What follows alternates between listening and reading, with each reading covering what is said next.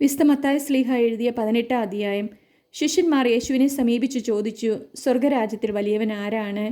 യേശു ഒരു ശിശുവിനെ വിളിച്ച് അവരുടെ മധ്യം നിർത്തിക്കൊണ്ട് അരുളി ചെയ്തു, സത്യമായി ഞാൻ നിങ്ങളോട് പറയുന്നു, നിങ്ങൾ മാനസാന്തരപ്പെട്ട് ശിശുക്കളെ പോലെ ആകുന്നില്ലെങ്കിൽ സ്വർഗരാജ്യത്തിൽ പ്രവേശിക്കുകയില്ല.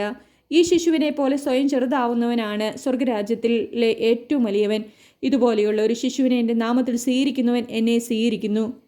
എന്നിൽ വിശ്വസിക്കുന്ന ഈ ചെറിയവരിൽ ഒരുവന് ദുഷ്പ്രേരണ നൽകുന്നവൻ ആരായാലും അവന് കൂടുതൽ നല്ലത് കഴുത്തിൽ ഒരു വലിയ തിരികല്ല് കെട്ടി കടലിൻ്റെ ആഴത്തിൽ താഴ്ത്തപ്പെടുന്നതായിരിക്കും.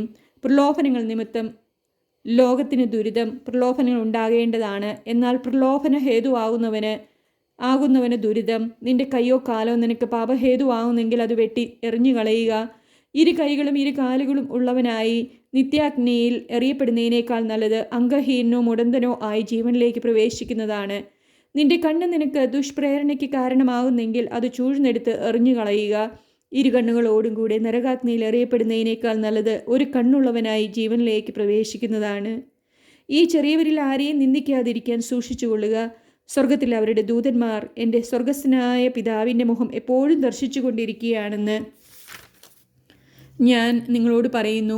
നിങ്ങൾക്ക് എന്തു തോന്നുന്നു? ഒരാൾക്ക് 100 ആടുകൾ ഉണ്ടായിരിക്കുക, അതിലൊന്ന് വഴിതെറ്റിപ്പോയാൽ 99 മലയിൽ വിട്ടിട്ട് അവൻ വഴിതെറ്റിപ്പോയതിനെ അന്വേഷിച്ച് പോവുകയില്ലേ? കണ്ടെത്തിയാൽ അതിനെക്കുറിച്ച്, വഴിതെറ്റിപ്പോകാത്ത 99 എന്നതിനേക്കാൾ അവൻ സന്തോഷിക്കുമെന്ന് സത്യമായി ഞാൻ നിങ്ങളോട് പറയുന്നു. ഇതുപോലെ ഈ ചെറിയവരിൽ ഒരുവൻ പോലും നശിച്ചു പോകാൻ എൻ്റെ സ്വർഗസ്ഥനായ പിതാവ് ഇഷ്ടപ്പെടുന്നില്ല.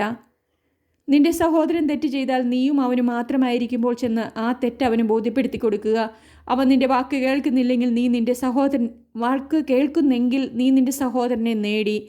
അവൻ നിന്നെ കേൾക്കുന്നില്ലെങ്കിൽ 2-3 സാക്ഷികൾ ഓരോ വാക്കും സ്ഥിരീകരിക്കുന്നതിന് വേണ്ടി 1-2 സാക്ഷികളെ കൂടി നിന്നോടൊത്ത് കൊണ്ടുപോവുക. അവൻ അവരെയും അനുസരിക്കുന്നില്ലെങ്കിൽ സഭയോട് പറയുക. സഭയെപ്പോലും അനുസരിക്കുന്നില്ലെങ്കിൽ അവൻ നിനക്ക് വിജാതീയനെ പോലെയും ചുങ്കക്കാരനെ പോലെയും ആയിരിക്കട്ടെ. സത്യമായി ഞാൻ നിങ്ങളോട് പറയുന്നു, നിങ്ങൾ ഭൂമിയിൽ കെട്ടുന്നതെല്ലാം സ്വർഗത്തിലും കെട്ടപ്പെട്ടിരിക്കും, നിങ്ങൾ ഭൂമിയിൽ അഴിക്കുന്നതെല്ലാം സ്വർഗത്തിലും അഴിക്കപ്പെട്ടിരിക്കും. വീണ്ടും ഞാൻ നിങ്ങളോട് പറയുന്നു, ഭൂമിയിൽ നിങ്ങളിൽ രണ്ടുപേർ യോജിച്ച് ചോദിക്കുന്ന ഏത് കാര്യവും എൻ്റെ സ്വർഗസ്ഥനായ പിതാവ് നിറവേറ്റിത്തരും. എന്തെന്നാൽ 2-3 പേർ എൻ്റെ നാമത്തിൽ ഒരുമിച്ച് കൂടുന്നിടത്ത് അവരുടെ മധ്യേ ഞാൻ ഉണ്ടായിരിക്കും.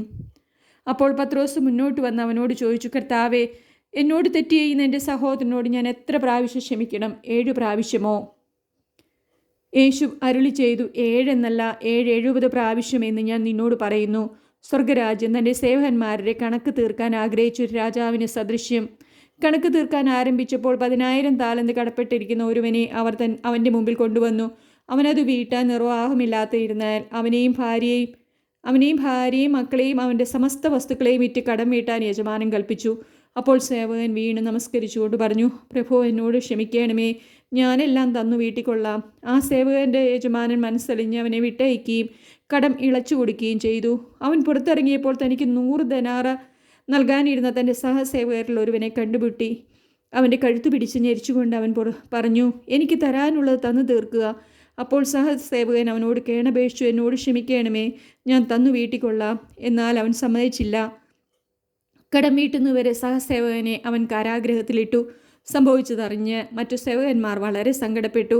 അവർ ചെന്ന് നടന്നതെല്ലാം യജമാനെ അറിയിച്ചു. യജമാനൻ അവനെ വിളിച്ചു പറഞ്ഞു, ദുഷ്ടനായ സേവക, നീ എന്നോട് കേണപേക്ഷിച്ചതുകൊണ്ട് നിന്റെ കടമെല്ലാം ഞാൻ ഇളച്ചു തന്നു. ഞാൻ നിന്നോട് കരുണ കാണിച്ചതുപോലെ നീയും നിന്റെ സഹസേവകനോട് കരുണ കാണിക്കേണ്ടതല്ലായിരുന്നോ? യജമാനൻ കോപിച്ച് കടം മുഴുവൻ വീട്ടുന്നതുവരെ അവനെ കാരാഗ്രഹ അധികൃതർക്ക് ഏൽപ്പിച്ചു കൊടുത്തു. നിങ്ങൾ സഹോദരരോട് ഹൃദയപൂർവ്വം ക്ഷമിക്കുന്നില്ലെങ്കിൽ എൻ്റെ സ്വർഗസ്ഥനായ പിതാവ് നിങ്ങളോടും ഇതുപോലെ തന്നെ പ്രവർത്തിക്കും.